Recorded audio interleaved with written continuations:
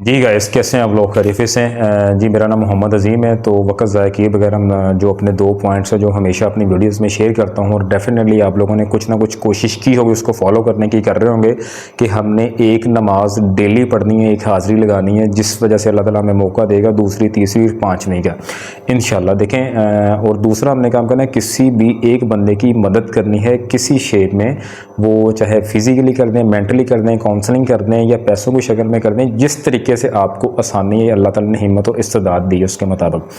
तो हम मूव करते हैं अपने टॉपिक की तरफ। हमारा जो टॉपिक है आज का वो है स्ट्रेटजी इम्प्लीमेंटेशन। तो व्हाट इज स्ट्रेटजी?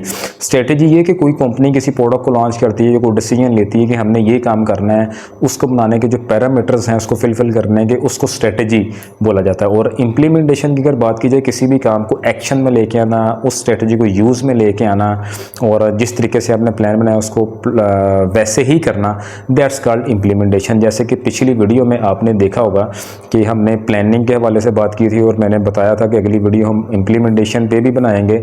इम्प्लीमेंटेशन और एवेल्यूशन ऑलमोस्ट दोनों ही सेम चीज़ें हैं। तो इसके बाद कंट्रोलिंग और एवेल्यूशन आता है, इनके ऊपर हम नेक्स्ट वीडियो बनाएंगे। तो आज हम सिर्फ जो डिस्कस करेंगे वो इम्प्लीमेंटेशन है। जैसे कि मैंने प्लानिंग वाली में डिस्कस किया था कि मैंने प्लान किया, मैंने यहाँ से लाहौर जाना है, मैं डाइवो जाता हूँ, टिकट ख़रीदता हूँ और बस में बैठता हूँ, लाहौर उतरता हूँ, लाहौर उतर के मैं टैक्सी लेता हूँ, कैब लेता हूँ, अपनी डेस्टिनेशन पे पहुँचता हूँ। मैंने पूरे प्लान कर लिया। अच्छा, इस प्लानिंग का फ़ायदा तो तभी होगा जब इसकी मैं इम्प्लीमेंटेशन प्रॉपर करूँ। इम्प्लीमेंटेशन क्या है कि मैं घर से निकलूँ, टिकट खरीदूँ, बस में बैठूँ, वहाँ उतरूँ और फिर कैब करवाऊँ, वहाँ पहुँचूँ।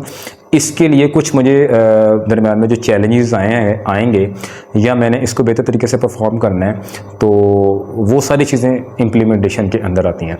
तो इम्प्लीमेंटेशन के वैसे बहुत सारे स्टेप्स बन सकते हैं, 25, 30 हैं या 50 हैं, लेकिन हम आज मोटे मोटे 10 से 12 पॉइंट्स को शॉर्ट करके डिस्कस करेंगे। जो पहला पॉइंट मैं डिस्कस करना चाह रहा हूँ वो है डिफाइन क्लियर ऑब्जेक्टिव। जो हमारा प्लान बनाया हमने, वो हमें इम्प्लीमेंटेशन के दौरान हमारे ईच टीम मेंबर को, आपने समटाइम खुद अकेले ने तो नहीं करनी होती इम्प्लीमेंटेशन आपने ग्रुप ऑफ पीपल से करवा रहे होते हैं, अपने टीम मेंबर से करवा रहे होते हैं, या खुद मिलकर कर रहे होते हैं। जो भी इससे रिलेटेड लोग हैं उनके जो ऑब्जेक्टिव्स हैं आपकी कंपनी के, आपके इदारे के, या जो आपकी स्ट्रेटजी है, वो उनको क्लियरली डिफाइन होने चाहिए।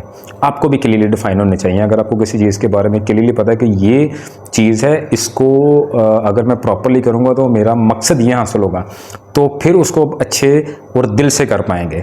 तो जो सेकंड में हम करते हैं जो मेक अ प्लान, कि हमने प्लान बनाना है।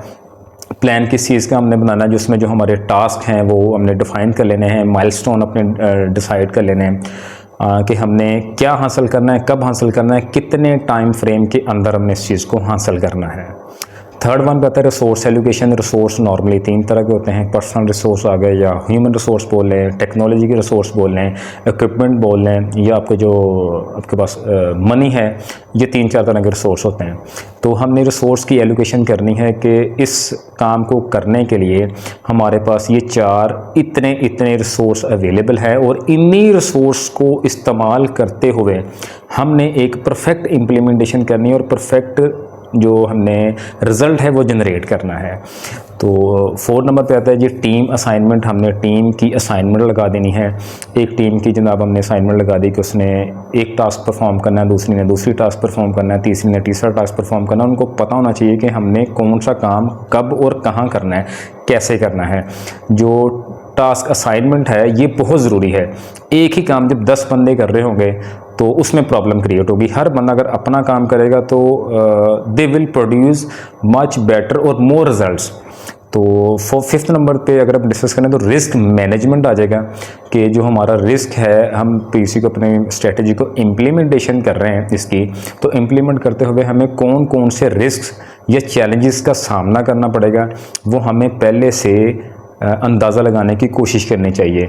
इसे बोलते हैं प्रोएक्टिव अप्रोच। प्रोएक्टिव अप्रोच में कि हमारे जो रिस्क हैं या चैलेंजेस हैं वो पहले ही हमने सोच लेने कि ये चैलेंजेस आ सकते हैं, अगर ये चैलेंज आएगा तो इसका सोल्यूशन ये हो सकता है मेरे पास। उसके सोल्यूशन भी हमने पहले तैयार करके रखने बिफोर टाइम। 6 नंबर पे है जी कम्युनिकेशन प्लान। जो भी आपका प्लान है उसको कम्युनिकेट टीम के अंदर या स्टेक होल्डर्स के अंदर प्रॉपरली आपने करना है। हर टीम मेंबर को, हर स्टेक होल्डर को पता होना चाहिए कि हमने अगर कम्युनिकेशन करनी है तो वो क्या करनी है, कैसे करनी है। अगर हमारी काम करने के दौरान, स्ट्रेटजी इम्प्लीमेंटेशन के दौरान हमें कोई कहीं पे मसला आया तो उसको टाइमली एरेडिकेट करना बहुत ज़रूरी है। ये ना हो कि हमारी कम्युनिकेशन प्रॉपर ना हो, मैंने कोई प्रोडक्ट बनाया, मार्केट में लॉन्च किया, फीडबैक नेगेटिव आ रहा है और फीडबैक ही लेट डिलीवरी हुई, मीटिंग्स मेरी 6 महीने बाद हो रही जो कि हर हफ्ते होनी चाहिए थी, जिस वजह से उसकी इम्प्लीमेंटेशन प्रॉपर नहीं हो पाएगी।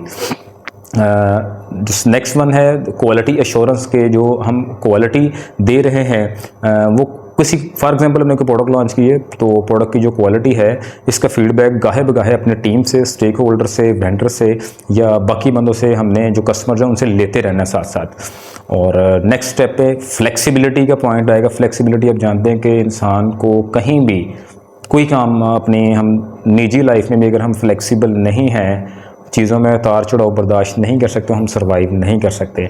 हमने plan according to situation change करना पड़ सकता है, इसके लिए हमें मेंटली तैयार होना चाहिए। जो रिस्क हैं या हमारे चैलेंजेस हैं वो वक्तन फ़क्तन उनकी नौयत बदलेगी और हमें उनका अंदाज़ा नहीं होगा। सडन हम पे कोई अटैक हो सकता है भी किसी भी चैलेंज का, तो उसका सामना करने के लिए हमें पूरा तैयार होना चाहिए। अगर हम तैयार नहीं हैं तो अकॉर्डिंग टू सिचुएशन हम उसको फ्लेक्सिबिलिटी रखेंगे कि वो चेंज कर सकें हम या कर सकते हों।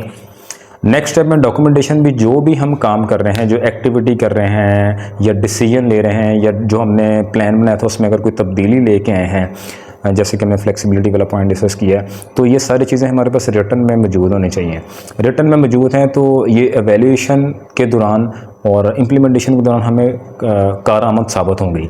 इसमें नेक्स्ट में हमें जो स्टेप आता है वो है ट्रेनिंग के। हमें अपने टीम मेंबर्स को ये सारे काम करने के लिए अगर किसी किस्म की ट्रेनिंग देनी पड़े तो हम उसको पूरा प्लान बनाएं और उसकी ट्रेनिंग स्ट्रक्चर करें और उनको गाहे बहे ट्रेन करते रहें कि ये काम इस तरीके से आपने करना है। फॉर एग्जांपल एक पैकिंग वाला है तो उसकी ट्रेनिंग होनी चाहिए भी ये आपका पैकिंग प्रोसेस है, ये पूरा प्रोसेस इस तरीके से करना है। अगर पैकिंग में 10 लोग हैं और 4 लोग नए हैं तो जो नए लोग हैं उनकी पहले ट्रेनिंग करवाएं ताकि उसकी जो इम्प्लीमेंटेशन है वो प्रॉपर हो, पैकिंग आपकी ख़राब ना हो, मार्केट में उसके जो रिमार्क्स हैं या रिव्यूज़ हैं वो बुरे ना आएँ।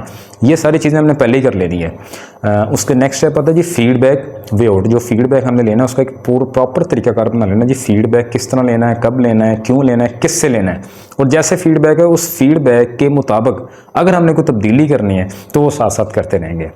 और लास्ट में आता है जी सेलिब्रेट द गोल। तो मैं समझता हूँ कि हमें हर चीज़ सेलिब्रेट करनी चाहिए।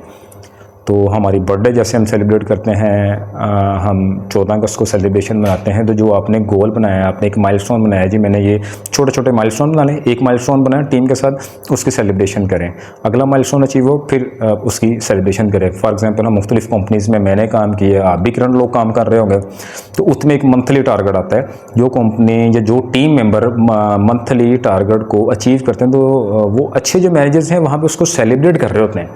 अच्छा, उसकी सेलिब्रेशन बहुत ज़रूरी है। ये आगे नए ऑब्जेक्टिव्स को अचीव करने के लिए आपको मज़ीद मोटिवेशन और एनर्जी प्रोवाइड करेगा। तो कोई भी काम है उसको सेलिब्रेट ज़रूर करें। तो थैंक यू वेरी मच, आज के लिए इतना ही काफ़ी है। वीडियो लंबी हो रही है, आप भी उतार हैं भी क्या बंदा बोले जा रहा है, तो इंशाअल्लाह कोशिश करेंगे हम कि चीज़ों को समराइज़ करें और छोटी वीडियो बनाएं। थैंक यू वेरी मच, आप लोगों ने अपना कीमती वक्त दिया। जज़ाकल्लाह, अस्सलाम वालेकुम।